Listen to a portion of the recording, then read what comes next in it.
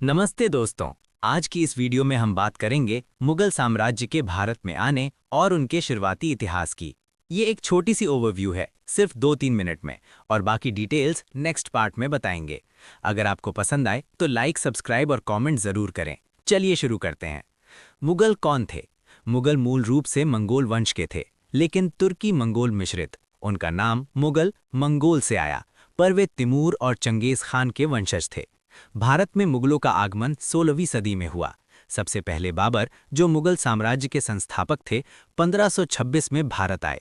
बाबर मध्य Asia के Fergana से थे और उन्होंने दिल्ली सल्तनत के इब्राहिम लोदी को पानीपत की पहली लड़ाई में हराकर मुगल राज की नींव रखी। ये लड़ाई 21 अप्रैल 1526 को हुई और बाबर की सेना में बारूद और तोपों का इस्तेमाल पहली बार बड़े पैमाने पर हुआ, जिसने जीत दिलाई।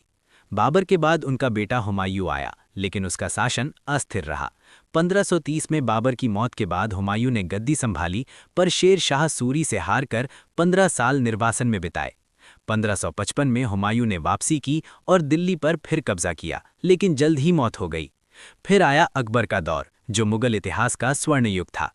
अकबर सिर्फ 13 साल का था जब 1556 में गद्दी पर बैठा। उसके रीजेंट बैरम खान ने पानीपत की दूसरी लड़ाई में हेमू को हराया। अकबर ने साम्राज्य को विस्तार दिया, राजपूतों से गठबंधन, धार्मिक सहिष्णुता, दीन इलाही जैसी नीतियां। उसने फतेहपुर सीकरी बनवाई और प्रशासन को मजबूत किया।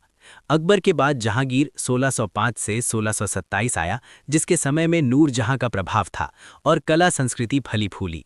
शाहजहां 1628 से 1658 ने ताजमहल बनवाया, जो दुनिया का आश्चर्य है, लेकिन उसके अंत में बेटों के बीच युद्ध हुआ।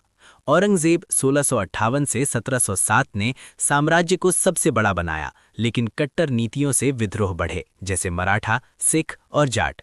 मुगलों का पतन 18वीं सदी में शुरू हुआ, नादिर शाह के हमले और ब्रिटिशों के उदय से। दोस्तों, ये था मुगलों का संक्षिप्त इतिहास। नेक्स्ट पार्ट में डिटेल्स में उनके योगदान, वास्तुकला और विवादों पर बात करेंगे। क्या आपको ये पसंद आया?